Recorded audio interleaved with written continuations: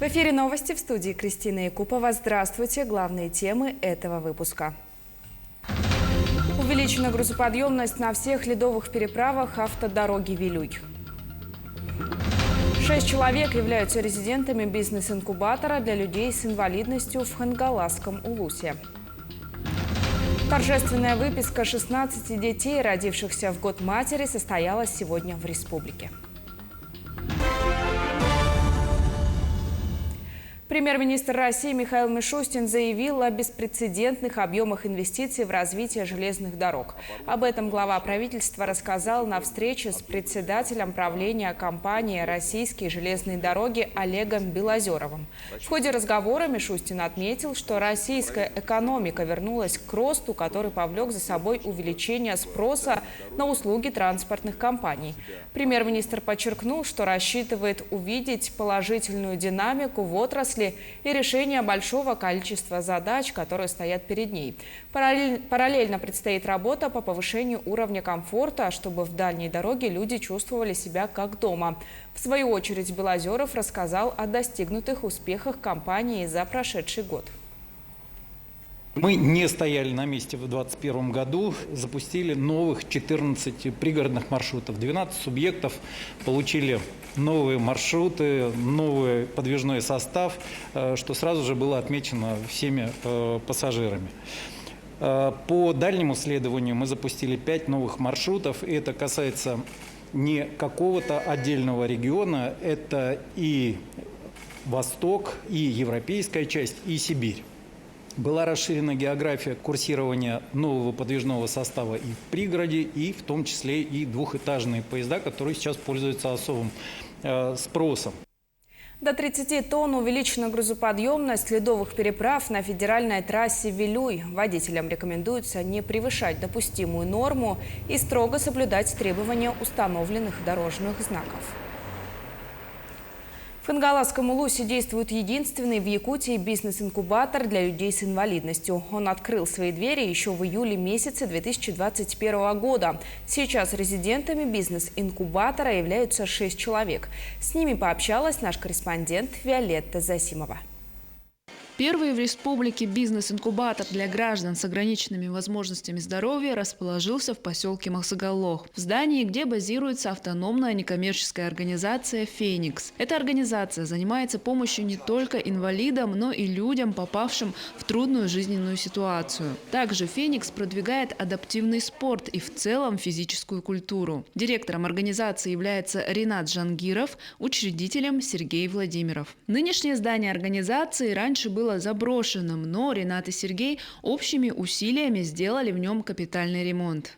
Ранее это было бесхозное здание с 2000-х годов или с 99-го года, по-моему, это здание пустовало, было без окон, без дверей. Мы приобрели это здание, открыли некоммерческую организацию и решили открыть здесь адаптивный центр.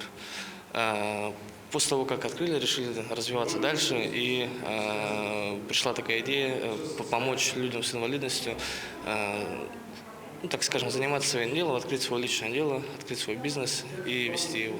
Одним из резидентов бизнес-инкубатора является Егор Сафронов. Он заключил с государством социальный контракт на закупку оборудования для швейного цеха. Оборудование легких и средних тканей и тяжелых тканей, и также оверлоки, тоже промышленные. Сейчас в цеху помимо него работают еще 2 человека. Поступают заказы не только от жителей Махсагаллоха, но и от предприятий. А так вот сейчас Мамедов еще должен тоже. Якутцемент. Да, Якутцемент он тоже заказал. Сейчас верхонки. Потом будем еще шить и рабочую одежду. Для Якутцемента? Да, конечно. Совсем скоро бизнес-проект еще одного резидента будет воплощен в реальность. В этом же здании откроется оздоровительная баня. Ее владелец – молодой человек с инвалидностью. Он также заключил соцконтракт на приобретение ремонтных материалов, печи для парной, душевой кабины и так далее. Да, вот буквально через стенку здесь будет оздоровительная баня с доступной средой для людей с ограниченными возможностями. Ее также открывает индивидуальный предприниматель по социальному контракту Макарян. Есть также дистанционные резиденты, которые осуществляют деятельность у себя в населенном пункте. Например, один из резидентов открыл у себя в селе цех по изготовлению металлических изделий. Недавно бизнес-инкубатор посетил председатель правительства республики Андрей Тарасенко и остался в приятном шоке от увиденного. Почему я заинтересовался посетить данный инкубатор? Потому что для меня очень интересно, что все-таки здесь воплощено, какие идеи. Я с таким не сталкивался, не видел. Во всяком случае, честно говоря, даже много я регионов объездил. Эта идеология для меня была интересна. Что сделано такое, что в действительности тут, понимаете, здоровому мужику иногда тяжело жить, а уж создать что-то еще для инвалидов и бизнес какой-то тут раскручивать и делать. Это очень интересно.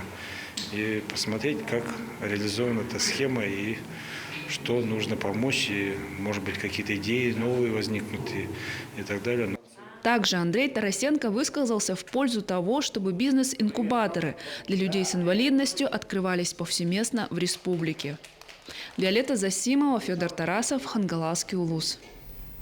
Малыши, рожденные в год матери в республике, уже стали счастливыми обладателями дополнительных 100 тысяч рублей. Всего по республике сегодня торжественно выписались 16 малышей и их мамы, из них 14 в Якутске.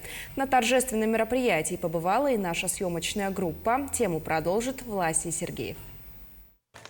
16 детей открыли счет новорожденным на территории Якутии в 2022 году. Из них 9 родились 31 декабря на 1 января в перинатальном центре республики. Отметим, что в минувшем году на территории Якутии увидели свет более 12 тысяч детей. По этому показателю регион занимает первое место на Дальнем Востоке.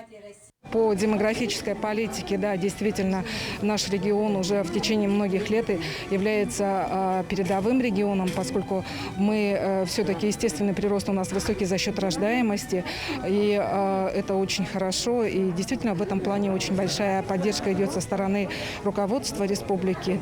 Так, согласно указу главы республики Айсена Николаева, всем детям, родившимся в 2022 году, будут выданы денежные выплаты в размере 100 тысяч рублей. Сардана Максимова родила девочку, которая стала первым ребенком в семье. Супруги собираются направить денежные средства на улучшение жилищных условий, так как совсем недавно завершили строительство частного дома. Это очень хорошо для поддержки молодых семей, да? Я считаю, что это очень символично. Как раз столетие СССР, да? Все профессионалы своего дела, все медики, мы очень хорошо родили и восстановились очень быстро. Профессиональный коллектив перинатального центра Якутской республиканской клинической больницы насчитывает порядка 900 человек. Учреждение, помимо квалифицированного персонала, обладает и современной материальной базой. Очень внимание нашего правительства и Министерства здравоохранения было нацелено именно здравоохранение. Поэтому мы получали в перинатальном центре очень такие уникальные оборудования для родовспоможения, которое будет диагностировать, помогать при оперативных вмешательствах. Все малыши-100-тысячники, как их уже прозвали в народе, чувствуют себя прекрасно и готовы к встрече с родными. Власий Сергеев, Артем Алексеев, Якутск. А самый первый малыш этого года родился в Амге. Сегодня тоже состоялась его торжественная выписка. 1 января в 00:12 у семьи Айхаланы и Альберта Ивановых родился 4-й ребенок. В прошлом году в акушерском отделении Амгинской центральной больницы на свет появились 215 малышей. А в эти дни в акушерском отделении родились еще 3. В день выписки семье Ивановых вручили сертификат республиканского целевого капитала «Дети столетия» в размере 100 тысяч рублей. Также от имени Амгинского района глава Николай Архипов вручил многодетной семье сертификат на сумму 50 тысяч рублей. Ребенок родился мальчик, доношенный, 625, 52 сантиметра и здоровый. Мама, многодетная мама, 39 лет, Айхалана Инкентьевна, и назвала ребенка своего Аялом. И очень интересно, что получилось, что 00 часов 12 минут 22-го столетний ребенок у нас родился. Наша семья Ивановых очень счастлива, благодарна медперсоналу всей души. А в алмазной столице региона, городе Мирном, ранним утром 1 января тоже родился мальчик. Торжественная выписка первого ребенка в семье Артема и его мамы также состоялась сегодня в Мирнинской центральной больнице. Им также торжественно вручили целевой капитал «Дети столетия» на 100 тысяч рублей в честь объявленного в Якутии Года матери. Ощущения неожиданные. Очень приятно, что именно мы первые родились в городе Мирном. Вообще все здорово. Если не секрет, уже решили, куда деньги потратить? Пока еще не решили. Людям разных профессий в силу своих должностных обязанностей зачастую приходится встречать Новый год на работе. Прекрасный выход из положения нашли сотрудники культуры. Анна Кожевникова с подробностями.